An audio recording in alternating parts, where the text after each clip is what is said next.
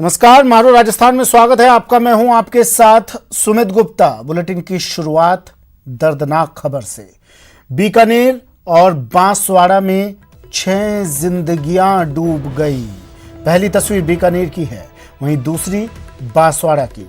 बीकानेर में एक महिला और 2 बच्चों की डूबने से मौत हो गई।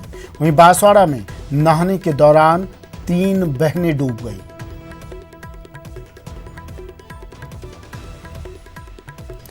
दो तस्वीरें टीवी स्क्रीन पर, बीकानेर और बांसवाड़ा की ये तस्वीरें। दर्दनाक खबर दोनों जगह से। पहली तस्वीर बीकानेर की और दूसरी बांसवाड़ा की। बीकानेर में एक महिला और 2 बच्चों की डूबने से मौत हो गई, तो बांसवाड़ा में भी नहाने के दौरान 3 बहनों की डूबने से मौत हो गई। सबसे पहले बात पहली तस्वीर की बीकानेर की। बीकानेर में नोखा के अणखीसर गांव में सोमवार को दर्दनाक हादसा सामने आया। खेत में बने कुंड में महिला और 2 बच्चों की डूबने से मौत हो गई। आसपास के लोगों ने जब कुंड में तीनों शवों को तैरते देखा तो तुरंत पुलिस को सूचना दी। सूचना के बाद पहुंची स्थानीय पुलिस ने तीनों शवों को कुंड से बाहर निकाला। बताया जा रहा है कि डूबने वाली महिला की उम्र 35 साल है, तो वहीं दोनों बच्चों की उम्र 5 और 8 साल बताई जा रही है। पुलिस ने शवों के पोस्टमार्टम की प्रक्रिया शुरू कर दी है और मामले की जांच में जुट गई है। सतवीर मेरे सहयोगी हमारे साथ फोन लाइन पर जुड़े हुए हैं। सतवीर, पूरा मामला क्या है, किस तरह से यह हादसा हुआ?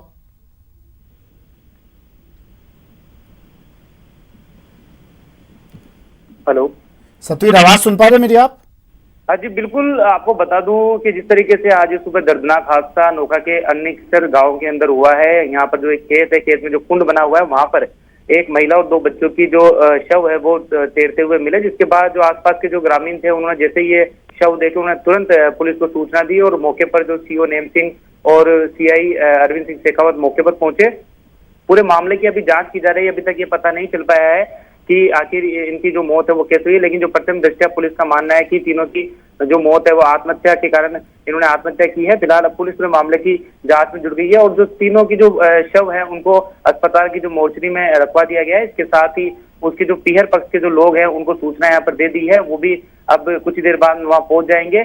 और आपको बता दूं कि जो ये जो महिला है तो वो उसका नाम गुड्डी बताया जा रहा है, तो वहीं पर जो बच्ची है वो मनीषा है और जो लड़का है उसका कारणों का पता चल सका सतवीर? कुछ परिजनों ने कुछ बताया? बिल्कुल, अभी तक कारणों की जहाँ बात कर ले तो कारणों का भी कुछ पता चल नहीं पाया है। फिलहाल अब पीयर पक्ष के आने के बाद में ही फैसला हो पाएगा कि आखिर कुछ क्या इनके कोई मामला था या कोई घर पे कहासुनी चल रही थी, उसके बाद ही पता चल पाएगा। फिलहाल पुलिस ने जो शव है वो मोर्चे के अंदर रखवा दिया और पूरे मामले की यहाँ पर जांच में जुट गई है। जी चलिए, शुक्रिया सतवीर तमाम जानकारी के लिए। बीकानेर से दर्दनाक हादसे की तस्वीरें सामने आई है। एक महिला और उसके 2 बच्चों की डूबने से मौत हो गई। हालांकि कारणों का अभी पता नहीं चल पाया है। पुलिस जांच कर रही है, पुलिस को सूचना दी गई, पुलिस मौके पर पहुंची और तीनों शवों को कुंड से बाहर निकाला। महिला की उम्र 35 साल बताई जा रही है और दोनों बच्चों की उम्र 5 और 8 साल बताई जा रही है। कुंड में, खेत में बने कुंड में डूबने से इन तीनों की मौत हुई। और बात अब बांसवाड़ा से आई खबर की। बांसवाड़ा के कलिंजरा थाना के सोगपुरा गांव में नाले में 3 चचेरी बहनों की डूबने से मौत हो गई। सूचना के बाद मौके पर पहुंची पुलिस ने काफी मशक्कत के बाद तीनों बच्चियों के शव को नाले से बाहर निकाला। जानकारी के मुताबिक सोगपुरा गांव की रहने वाली तीनों चचेरी बहनें गांव के पास स्थित नाले में नहाने गई थी और उसी में डूब गई। बाद में पता चला कि उनके कपड़े और चप्पल नाले के किनारे मिले, जिसके बाद उनके डूबने की सूचना पुलिस को दी गई। पुलिस ने तीनों शवों का पोस्टमार्टम कराने के बाद उनके परिजनों को सौंप दिया है।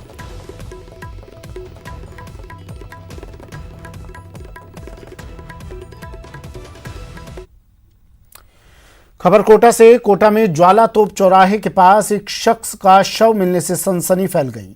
किशोर सागर तालाब में एक शव मिलने की सूचना मिलने पर पुलिस मौके पर पहुंची और नगर निगम के गोताखोरों की टीम की मदद से शव को तालाब से बाहर निकलवाया गया। मृतक की पहचान सिंधी कॉलोनी निवासी आशीष कपूर के रूप में हुई है, जिसकी उम्र 38 साल बताई जा रही है। मृतक लंबे समय से कैंसर की बीमारी से पीड़ित था और बीते 2 दिन पहले दवा लाने के बहाने वो घर से बाहर गया था। तो शनाख्त हो गई है इसके घर वाले आगे Ashish Kapoor son of Ajay Kapoor Sindhi colony में रहते हैं। कैंसर वैंसर का पीड़ित था जो थोड़ा दिमाग से भी डिस्टर्ब हो रहा था, घर से निकल गया था। अभी इसकी डेड बॉडी मिली है। हाँ, पोस्टमार्टम कराएंगे इसका, पोस्टमार्टम करा के परिजनों को सुपुर्द करेंगे। तो शनाख्त हो गई है इसके घर वाले।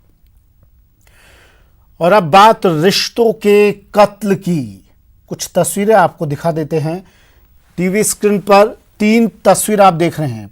पहली और दूसरी तस्वीर अलवर की है, वहीं तीसरी तस्वीर भरतपुर की है। यहां 3 अलग अलग मामलों में 3 लोगों की मौत हो गई। पहली तस्वीर अलवर में कलयुगी बेटे की करतूत की है। यहां पिता की हत्या कर बेटा फरार हो गया। दूसरी तस्वीर भी अलवर की है। यहां पिता की काली करतूत सामने आई है। बेटी से यौन शोषण के बाद पिता ने उसकी हत्या कर दी। तीसरी तस्वीर भरतपुर की है। यहां 3 युवकों पर लोगों ने हमला कर दिया, जिसमें से एक की मौत हो गई।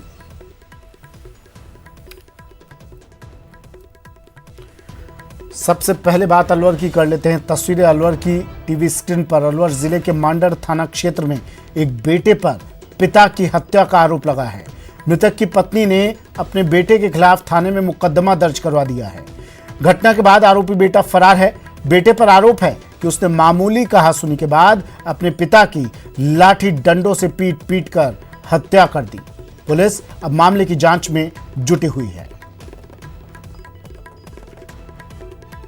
आज दिनांक 17 मई 2020 को ग्राम मालीहीर में श्री सतीश कुमार पुत्र देशराज जाति राजपूत के साथ उसके पुत्र संदीप सिंह द्वारा मारपीट की गई थी, जिससे उसकी हत्या हो गई, जिस पर मृतक की पत्नी कौशल्या देवी द्वारा हत्या का मामला दर्ज करवाया गया है, जिस पर एफआईआर दर्ज कर अनुसंधान किया जा रहा है।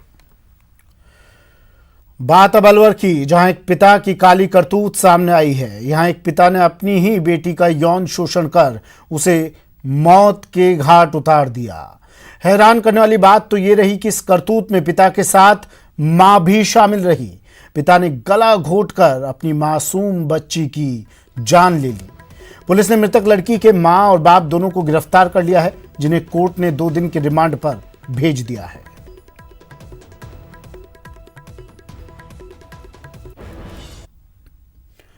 खबर भरतपुर से। भरतपुर में ट्रैक्टर सवार 3 युवकों पर हमले के बाद इलाके में सनसनी फैल गई। ट्रैक्टर सवार युवकों पर अज्ञात लोगों ने जानलेवा हमला कर दिया। इस घटना में एक युवक की मौत हो गई, जबकि 2 अन्य गंभीर रूप से घायल हो गए। मामला जिले के गड़ी बाजना थाना इलाके का है, जहां बजरी पहुंचाने के बाद 3 युवक लौट रहे थे। इस दौरान लोगों ने उन पर हमला बोल दिया। घटना की सूचना के बाद पुलिस ने शव को अपने कब्जे में लेकर उसे पोस्टमार्टम करवाया और परिजनों को सौंप दिया। पुलिस ने मामले की जांच शुरू कर दी है। पत्थर लगने से उसकी वही मौके पर ही मृत्यु हो गई है और डेड बॉडी को मोर्चरी एरिया में रखवा दिया गया है और पोस्टमार्टम की कार्रवाई जारी है। अब मेडिकल जो चोट है मृतक के, उसके शार्प है या अन्य चोट है, किस चोट से वो जिसकी मृत्यु हुई है, ये इन्वेस्टिगेशन के बाद ही मालूम, जांच की जाएगी। अलवर जिले में एक बार फिर गोवंश अवशेष मिलने से विवाद गहरा गया है। ताजा मामला गोविंदगढ़ थाना क्षेत्र का है, जहां कुएं से गोवंश के अवशेष बरामद होने से लोगों में आक्रोश है। हालांकि स्थानीय पुलिस मौके पर पहुंचकर मामले की छानबीन में जुट गई है, लेकिन स्थानीय लोग दोषियों की गिरफ्तारी की मांग कर रहे हैं।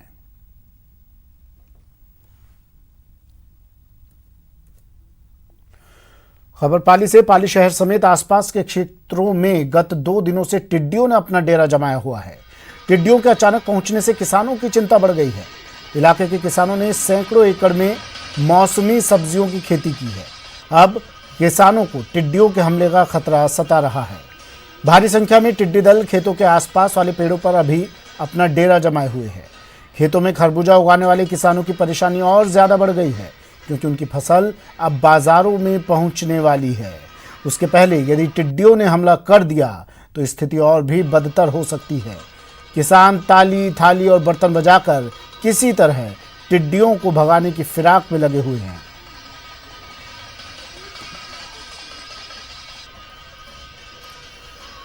वहीं कोटा के हाड़ौती संभाग में भी टिड्डियों का प्रकोप बढ़ता जा रहा है। रामगंज मंडी उपखंड सीमा के पास स्थित चित्तौड़गढ़ जिले के रावत भाटा क्षेत्र में भी टिड्डियों के दल ने दस्तक दे दी है। कृषि विभाग ने भी कोटा संभाग में टिड्डी नियंत्रण को लेकर तैयारियां की हैं। ऐसे में हमारे संवाददाता ने कोटा संभाग के कृषि विस्तार विभाग के संयुक्त निदेशक डॉक्टर राम अवतार से की खास बातचीत। पूरा प्रदेश इन दिनों टिड्डी प्रकोप से जूझ रहा है और राज्य सरकार भी लगातार टिड्डी प्रकोप का नियंत्रण करने के लिए प्रयास कर रही है। कोटा संभाग में भी कृषि विभाग ने अलर्ट जारी किया है और ज़िले के चारों जो संभाग के ज़िले हैं वहाँ पर अधिकारियों को अलर्ट पर रहने को कहा गया है। मेरे साथ अभी मौजूद हैं कोटा कृषि विस्तार विभाग के संयुक्त निदेशक डॉक्टर रामावतार शर्मा। उनसे जानते हैं किस तरह की तैयारियां कोटा संभाग में की गई।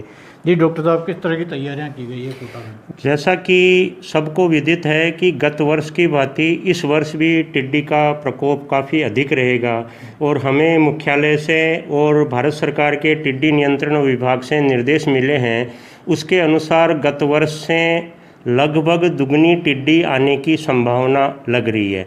ऐसी स्थिति में विभाग पूरी मुस्तैदी से इसकी कार्य योजना बना रहा है। कोटा संभाग के लिए हमने चारों जिलों के उपनिदेशकों को पत्र लिख करके आज के 5 दिवस पूर्व ही हमने किन किन किसानों के पास में ट्रैक्टर माउंटेड पावर स्प्रेयर है और पानी के टैंकर उपलब्ध है, उनकी हमने मोबाइल नंबर सहित सूचना एकत्रित कर ली है। 3 जिलों से जो सूचना प्राप्त हुई है उसके मुताबिक 1785 हमारे पास ट्रैक्टर माउंटेड पावर स्प्रेयर की सूची में मोबाइल नंबर किसानों के हमारे पास आ गए हैं। ऐसे ही 348 टैंकर की सूचना हमारे पास आ गई है। हमने सभी कृषि पर्यवेक्षक और सहायक कृषि अधिकारी को अपने अपने मुख्यालय पर रह करके इसके बारे में उनको मुस्तैदी से कार्य करने के लिए उनको वार्न किया हुआ है। जैसा कि कल भीलवाड़ा में टिड्डी का प्रकोप हुआ है और अभी आज मॉर्निंग में रावतभाटा एरिया तक वो पहुंच गई है, तो संभावना यह है कि सबसे पहले अगर वो टिड्डी आगे बढ़ती है तो रामगंज मंडी क्षेत्र में हमारे वहाँ एंटर करेगी। तो उसके लिए हमने पूरी तैयारी कर रखी है। वहाँ के कृषि पर्यवेक्षक, सहायक कृषि अधिकारी और कृषि विभाग के अधिकारियों को इसके लिए पाबंद किया हुआ है। कोटा से न्यूज़ 18 के लिए अर्जुन अरविंद। ब्रेक के बाद स्वागत है आपका और बड़ी खबर लॉकडाउन 4 को लेकर, लॉकडाउन के चौथे चरण को लेकर अहम बैठक कोर ग्रुप के साथ मुख्यमंत्री की बैठक खत्म हो चुकी है। मुख्य सचिव dB Gupta, ACS home, DGP इस बैठक में मौजूद रहे। कोर ग्रुप में शामिल रहे अफसर भी इसमें मौजूद रहे। गाइडलाइन को लेकर मंथन इस बैठक में किया गया। अंतिम रूप गाइडलाइन को दे दिया गया है। ग्रीन और ऑरेंज जोन में छूट और ज्यादा अब बढ़ाई जाएगी। बड़ी खबर इस वक्त की। लॉकडाउन के चौथे चरण को लेकर अहम बैठक, मुख्यमंत्री की बैठक समाप्त हो चुकी है। मुख्य सचिव dB Gupta, ACS home, DGP इस बैठक में मौजूद रहे। क्या कुछ गाइडलाइन लोगों के लिए रहनी चाहिए, क्या क्या छूट और मिलेगी? गोवर्धन मेरे सहयोगी हमारे साथ फोन लाइन पर जुड़ गए हैं। गोवर्धन, क्या रहा बैठक में? देखिए, सीएम ने कोर ग्रुप के साथ में ये बैठक की है और बैठक में जो गाइडलाइन है नए लॉकडाउन को लेकर के उस पर डिटेल से मंथन किया गया है और जो छूटें दी जानी है ग्रीन जोन और ऑरेंज जोन में उनको लेकर के विचार किया गया है। इस बात की संभावना है कि शाम से पहले जो गृह विभाग है वो अपनी गाइडलाइन जारी कर देगा। अभी मंथन चलेगा और फिर गृह विभाग है वो डिटेल से अपनी जो गाइडलाइन है वो जारी करेगा। इस बार जो केंद्र की गाइडलाइन में कुछ चेंजेस है उन्हीं के अकॉर्डिंग राज्य सरकार भी अपनी जो गाइडलाइन है वो बनाने जा रहा है। खास करके जो जोन का निर्धारण है वो फिर से करने के बारे में भी विचार किया गया है। जो सेफ इलाके हैं जहां पर मामले नहीं आए हैं लगातार 15-20 दिन से, उन इलाकों को ज्यादा छूट दिए जाने की के पूरे संभावना बन रही है, क्योंकि केंद्र सरकार ने भी जब ये अधिकार राज्यों को दिया है कि वो स्थानीय परिस्थितियों के हिसाब से क्रिटिकल जोन, रेड, ग्रीन और ऑरेंज जोन का और बफर जोन का निर्धारण करके और अपने हिसाब से स्थानीय परिस्थितियों के हिसाब से छूट दे सकते हैं व्यावसायिक और आर्थिक गतिविधियों का। सीएम ने भी पहले संकेत दिए थे कि लंबे समय तक लॉकडाउन नहीं रखा जा सकता, तो जो नॉर्मल कंडीशन वाले इलाके हैं जहां पर छूट दी जा सकती है, वहां उन इलाकों में छूट देने पर भी विचार किया जा रहा है। अब इंतजार गाइडलाइन का है कि गाइडलाइन कब जारी होती है। हालांकि इतना तय है कि शाम तक ये गाइडलाइन जारी हो जाएंगी। अच्छा, क्या ये माना जाए गोवर्धन, या कुछ ऐसे संकेत आपको मिले हों केंद्र की गाइडलाइन के अलावा कुछ ज्यादा छूट सूबे के लोगों को, प्रदेश के लोगों को मिल सकती है? देखिए, जो इलाके प्रभावित नहीं है और जहां किसी तरह के मामले नहीं है, वहां पर ट्रांसपोर्टेशन की छूट और दी जा सकती है। कुछ और दुकानें खोलने की वहां भी छूट देने पर विचार चल रहा है, क्योंकि जहां पर इलाके सेफ है, कोई मामले सामने नहीं आया, तो ग्रीन जोन में केंद्र से ज्यादा भी छूट देने पर विचार चल रहा है। हालांकि ये सब कुछ जब तक गाइडलाइन फाइनली जारी नहीं हो जाए गृह विभाग की ओर से, तब तक कहना जल्दबाजी होगा। चलिए, शुक्रिया गोवर्धन तमाम जानकारी के लिए। गोवर्धन चौधरी मेरे सहयोगी जयपुर से फोन लाइन पर जुड़े। बैठक समाप्त हो चुकी है मुख्यमंत्री की। CSDB Gupta, CS home, DGP इस बैठक में मौजूद रहे। शाम तक जो खबरें आ रही हैं, शुरुआती खबरें, शाम तक प्रदेश की गाइडलाइन जारी हो सकती है। जयपुर में लॉकडाउन के बीच किसानों को ब्याज मुक्त फसली ऋण का वितरण जारी है। प्रदेश में इस बार 1 अप्रैल के बजाय 16 अप्रैल से ऋण वितरण का कार्य शुरू हुआ था और एक महीने में 7,24,000 किसानों को ऋण वितरित किया जा चुका है। सहकारिता मंत्री उदयलाल आंजना के मुताबिक इन किसानों को 2,198 करोड़ रुपए का ब्याज मुक्त फसली ऋण का वितरण किया गया है। गौरतलब है कि 31 अगस्त तक सहकारी अल्पकालीन ऋण वितरण की प्रक्रिया चलेगी। उसके बाद 1 सितंबर से रबी के लिए ऋण वितरण शुरू होगा। इस बार खरीफ सीजन में 10,000 करोड़ का ऋण वितरित किया जाएगा।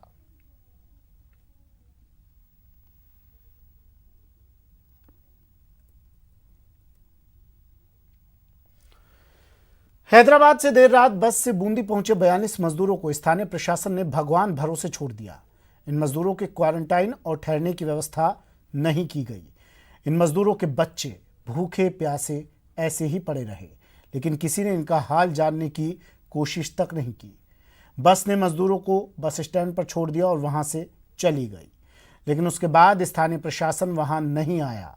राज्य सरकार की ओर से प्रवासी मजदूरों के ख्याल रखने की बात कही जा रही है, लेकिन ऐसा जमीनी स्तर पर बिल्कुल नहीं दिख रहा। बाद में एक स्थानीय युवा ने उन्हें भोजन करवाया।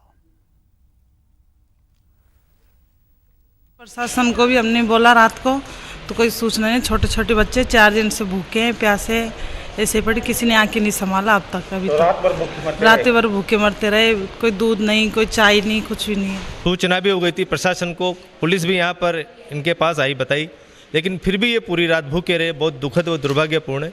अभी हमने, क्योंकि सुबह जल्दी है, इनके अल्पाहार की व्यवस्था की है। आगे इनको भोजन करवाकर इनके गंतव्य स्थान तक पहुंचाने में जो भी होगी मदद की जाएगी। लॉकडाउन की वजह से बंद पड़े जोधपुर की स्टोन इंडस्ट्री में फिर से रौनक लौटने लगी है।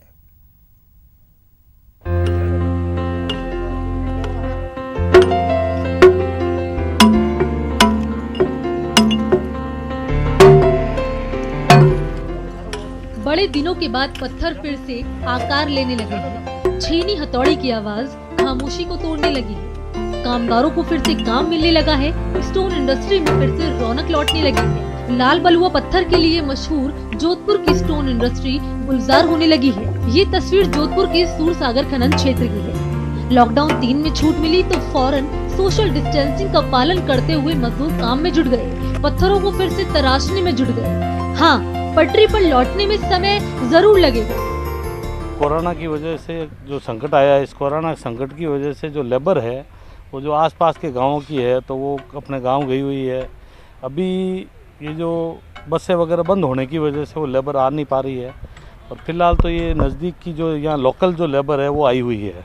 तो वो ठीक है, 2-4 लोग आते हैं, काम करते हैं। 2-4 जगह काम जैसे बंद है तो उनकी वजह से एक जगह आ जाते हैं।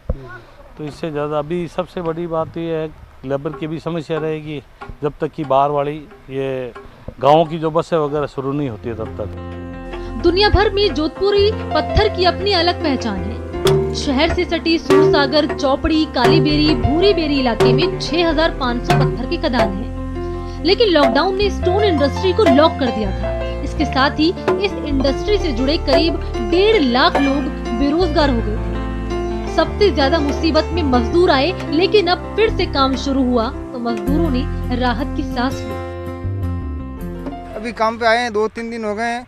अब काम करेंगे तो कुछ न कुछ राशन पानी मिलेगा हमको, और सही खुला वातावरण है और सही काम कर रहे हैं हम अलग अलग दूरी से।